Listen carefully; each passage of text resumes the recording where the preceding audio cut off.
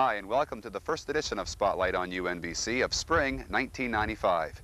My name is Rob Van Ederkum, and on this episode we'll see highlights from the first annual UNBC Mid-Semester Festival, and we'll visit a public information session for prospective students. UNBC already has students from places like Fort St. John, Kitimat, and Quesnel, and part of the reason they're here is because UNBC is close to home. How then do you explain that UNBC also has students from places like Japan, Scandinavia, and Africa? We'll find out next here on Spotlight on UNBC for April 1995.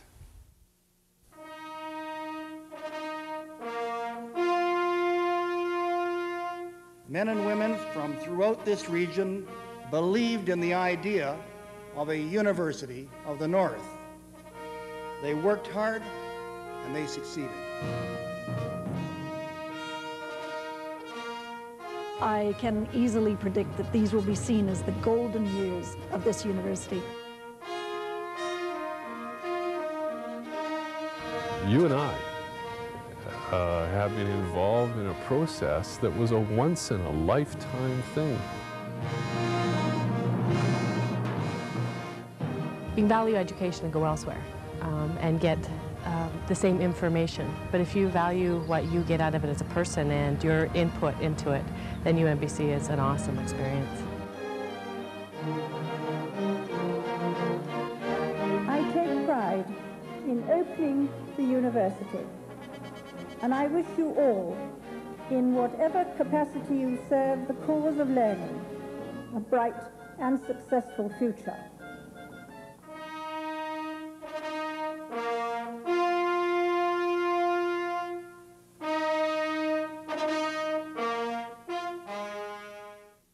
Going to university is a lifetime experience for many people. They learn interesting things, meet friends that they'll often keep for life, and some of them are even learning how to live on their own for the first time. UNBC's international students are having that experience and much more. They're learning about a new country and a new culture, and some are even experiencing snow for the first time. Before I came, I had a different perception of what it felt like, because I thought it was soft, more like ice cream. And when I did actually touch it and walk in it, I realized it was hard and you really got wet. On top of that, it was cold. It was below 20, 20 below, 30 below, and that was really hard on me. I didn't like that at all. It might be easy to predict that somebody from a country known for safaris would be shocked the first time he felt snow.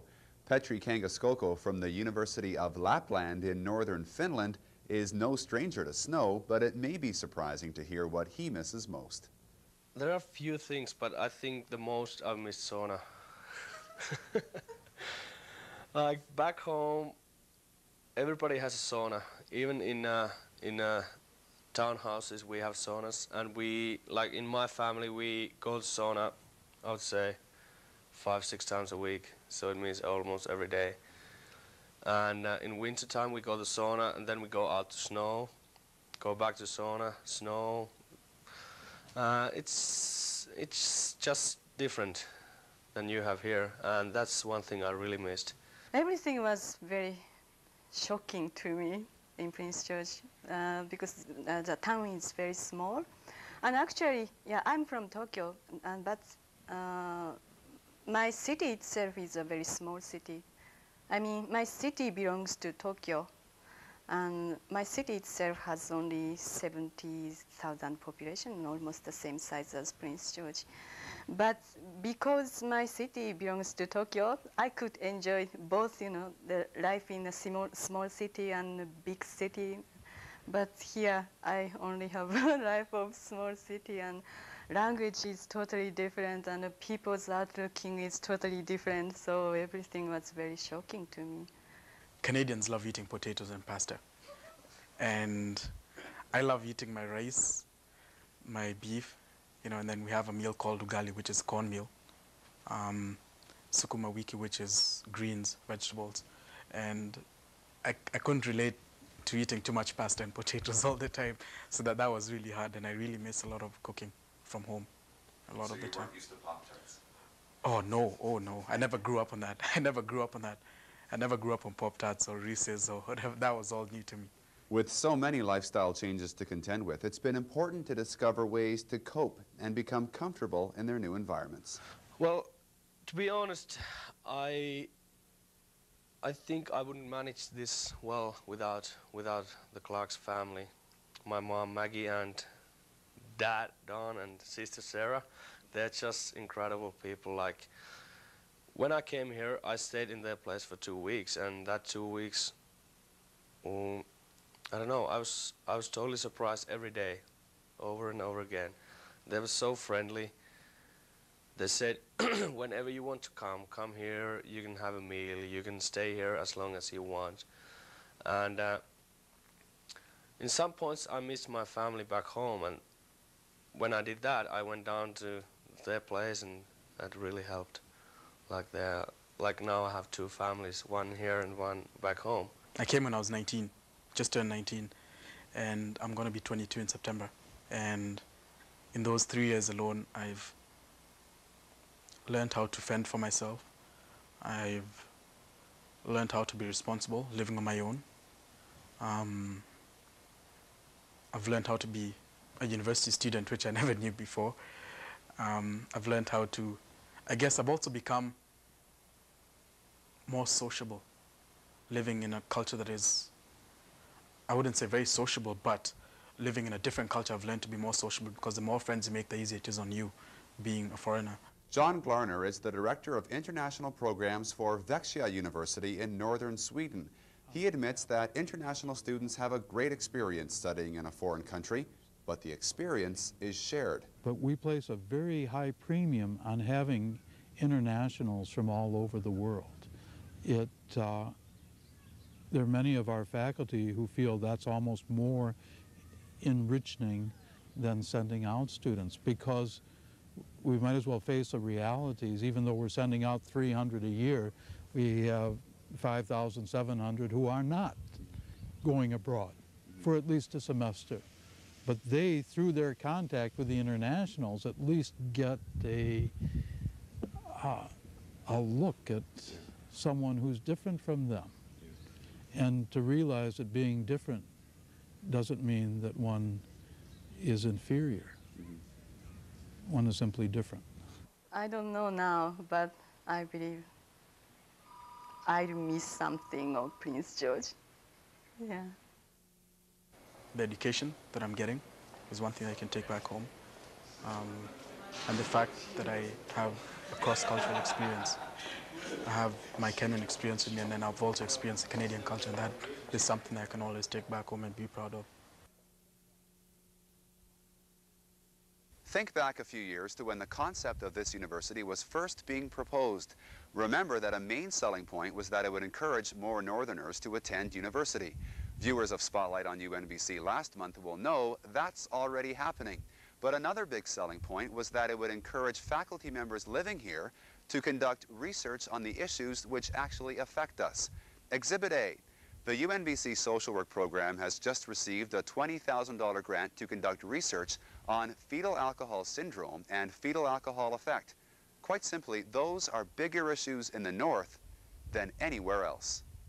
The numbers don't lie. Studies have shown incidents of fetal alcohol syndrome occur in North America as a whole at a rate of 2 per 1,000 births. But closer to home, a study of a community in northern BC found a rate of 1 in 5. Such a high percentage for something so new. We're talking the late 60s, 1967, 1968, when the fetal alcohol syndrome was identified in France. The term itself, fetal alcohol syndrome, comes from the United States, I guess originally coined in about 1973. And so the knowledge base is fairly recent. Fetal exposure to alcohol can produce a range of health problems, from a slight decrease in birth weight to the serious defects known as fetal alcohol syndrome. Severely affected children have a characteristic facial appearance. The philtrum is elongated, the eyes are small and appear wide set. The bridge of the nose is depressed, the cheekbones are flattened. Some children are born with malformations of the heart, kidneys, or other organs. Damage to the brain can result in behavior problems and learning disabilities. As adolescents, FAS children are distractible and perform poorly in school. Many suffer from mental retardation. In some northern communities, where FAS affects as many as 1 in 5 children, the costs of alcohol abuse are very high indeed. When you ask how prevalent is it now, it depends really. Some areas are harder hit than others, especially in northern remote communities where alcohol consumption is quite high. You'll find a higher incidence generally among those types of populations. You'll also find it higher in populations that have been historically oppressed. For example, Native populations, Black populations. Generally those kinds of populations you'll see a higher incidence. There is a lot of other research being done. I think what we would emphasize is that prevention really is the most important thing. I mean, if we can prevent moms from drinking during pregnancy, that's really the most important issue. The research that Jeanette and I are doing is sort of focused on dealing with kids who have, unfortunately, developed FAS, FAE, and we're trying to develop some material that's going to make the social worker's job more effective and hopefully will provide more support and knowledge for the social workers in the field, particularly in northern BC. There are about 500,000 environmental substances that a woman could come in contact with during pregnancy. Of those 500,000, only about 30 have been shown to cause birth defects. I bet you can guess which one is most common. That's right, alcohol. Here's an interesting stat. Of the estimated 6,500 children born annually with FAS in the States, only about 300 are identified in hospital records because doctors are reluctant to tell families that alcohol caused their child's injury. They feel the guilt will be too enormous for people to bear. So now Lisa will say to you, if you answer, she'll probably say, well, Mommy quit because of me. You see, when I was pregnant with Lisa, they say that the first 3 months is the worst, right? Well, for 2 months, I didn't know I was pregnant. Then when I found out, I said, no, I'm not pregnant. And I was. But then that was too late. That's when the damage got made from the 3 months. And I would advise to every mom in this world, stay away from cigarettes and alcohol. We're seeing a larger population of women, especially women, that are consuming alcohol than, say, 25 or 30 years ago. Alcohol is a very socially accepted drug. It's a legal drug, and you know, the consumption rates. I mean, British Columbia, I think we rank 3rd nationally behind the Yukon and the Northwest Territories in terms of per capita alcohol consumption. And we're talking, you know, male and female consumption. Now, of course, fetal alcohol syndrome, fetal alcohol effect, is only caused when women drink when they're pregnant. So we're much more concerned about the increase in consumption among the, you know, the female population. Fetal alcohol syndrome and/or effect will not happen if the mother does not drink. So certainly prevention is a very big part of what, you know, this study is about as well. If we can get the social workers who are dealing with families that are known to have alcoholic histories, especially if they come in contact with women during the course of their pregnancy, and they see that mom has been drinking. There's kind of, we want to have that trigger happening so that when the baby is born, maybe mom might need some support. You know, maybe we can work with the public health nurse and maybe do some kind of prevention, you know, and some education with mom, which is what our hope is as well.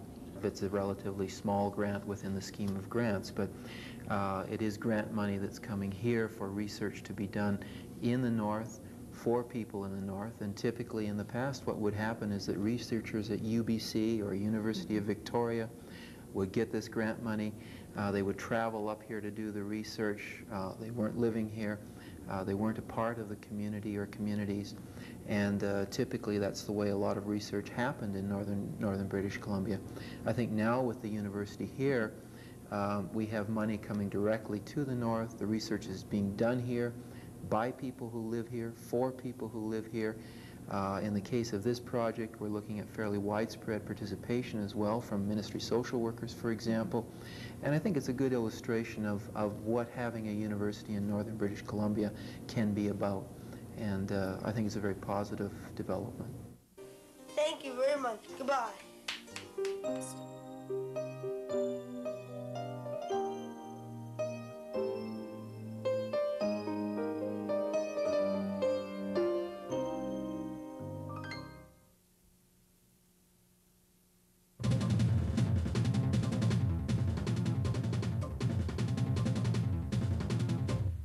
International awareness of UNBC increased another notch recently when the university hosted the 4th Circumpolar Universities Cooperation Conference.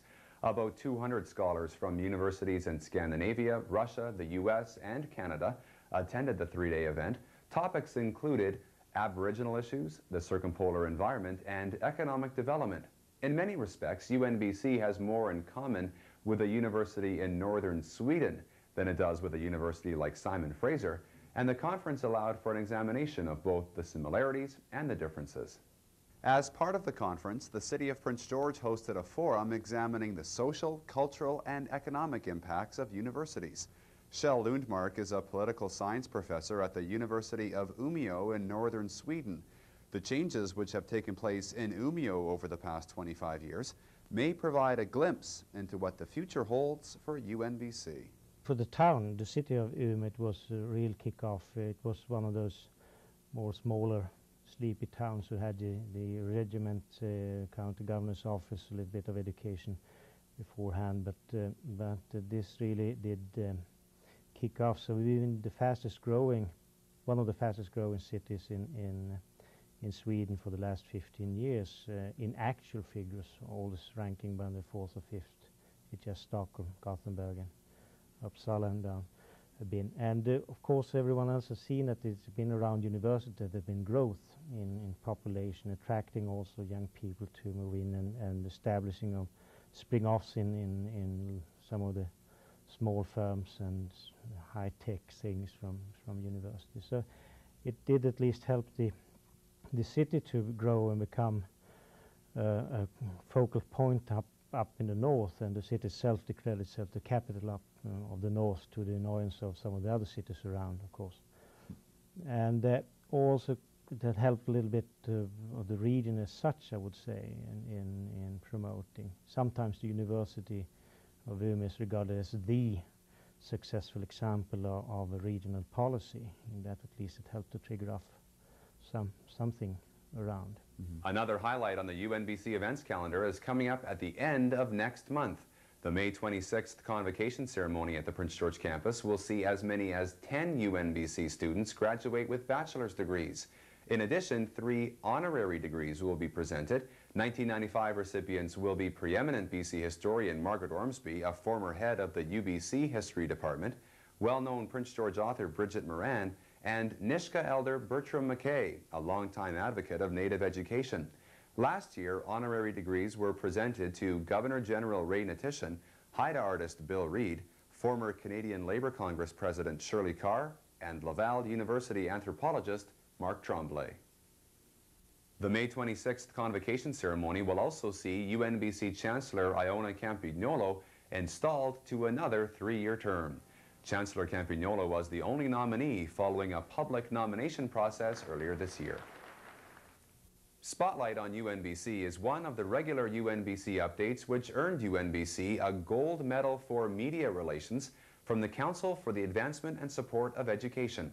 The Council represents universities in Western North America, and the gold medal was awarded for UNBC's media relations activities launched prior to the full opening of the university. The Council also awarded UNBC a bronze medal in public relations for the Celebrate UNBC t-shirt campaign. Residents of Prince George bought 12,000 UNBC t-shirts throughout the month of August to celebrate the opening of the Prince George campus.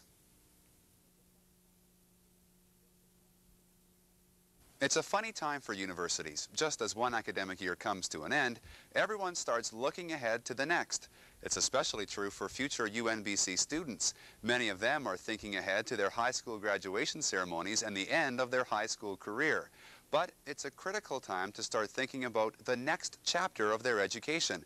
With an application deadline of June 1st looming, there isn't much time to decide. But UNBC has been helping in hosting a number of public information sessions.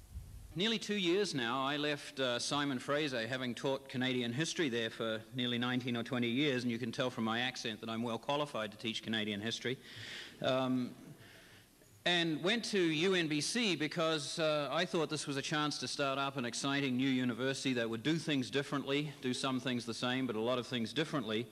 And for me, at least, it's turned out that way. It's been new and different and interesting and fun. And I think that that experience, which I've had at starting off as chair of history, I think I'm the only historian in the country who's had the fun of putting together his own department from scratch. Certainly it hasn't happened in 25 years. And the students who come to UNBC have the fun of being at a brand new university that's also starting from scratch.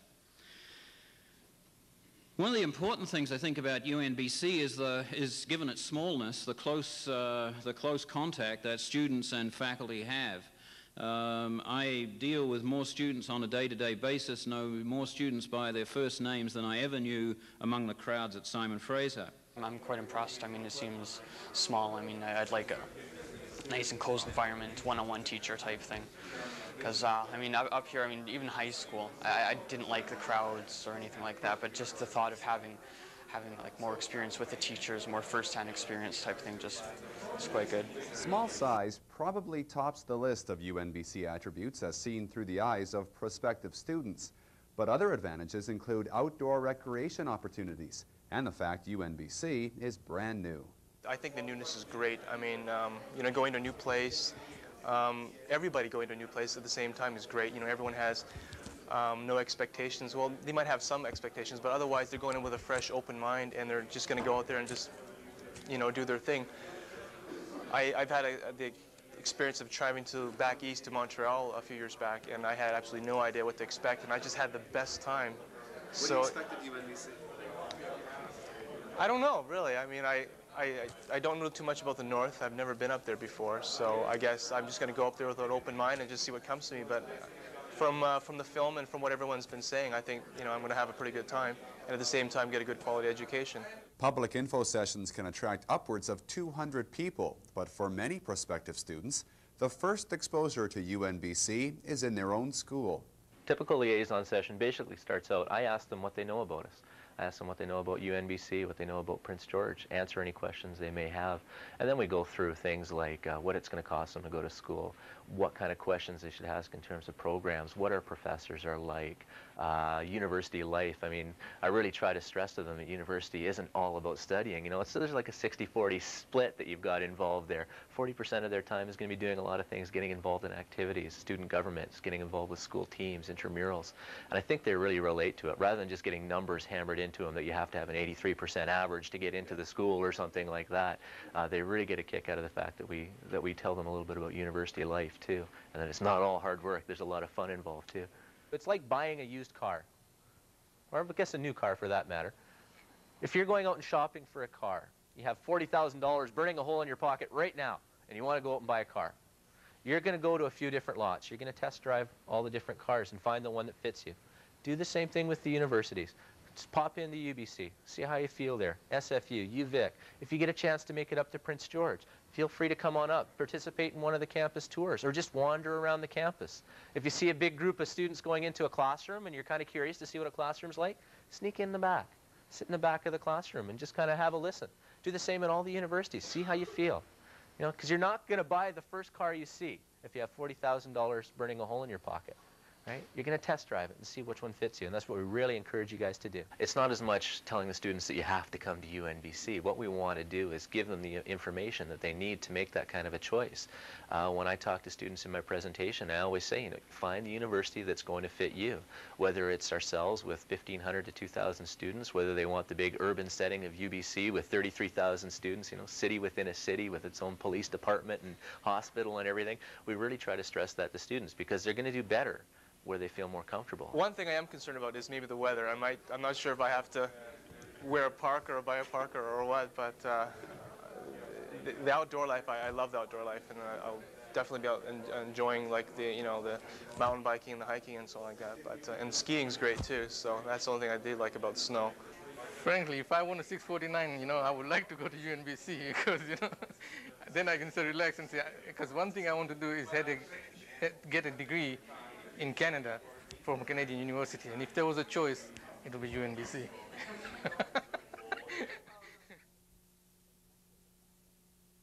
Visiting high schools and college campuses is one way to pass on information about UNBC to prospective students, but another is to encourage them and their families to visit UNBC for themselves and see what attending university is all about. The UNBC Mid-Semester Festival was one of those opportunities. I think we've recognized how important it is for people to come up to the campus to get a feel for the place, and it seemed to be an ideal opportunity to have people being involved from all parts of the university, whether it's students or faculty or other kinds of clubs and activities on campus. And while the people are out checking out the campus and on tours and things, to also have all of these people here to answer questions. So a real important way to get real information. A variety of academic program displays were set up to give people an idea of the kinds of programs available at UNBC. But there was also an array of demonstrations from student clubs like the Outdoors Club, the Fraternity, and even the Women's Rugby Club.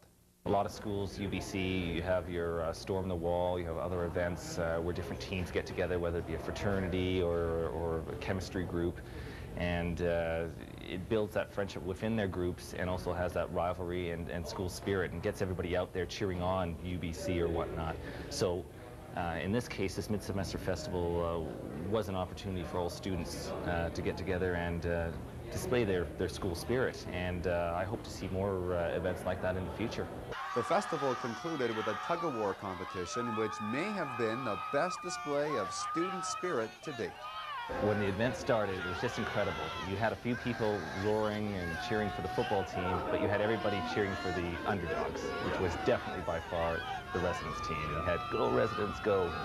So it was wonderful to see that spirit there. And you had a whole bunch of people from residence come by because it was only a 2 or 3 minute walk from the residence. So considering it was late in the day, it was a fairly good turnout and a lot of fun. Here we go.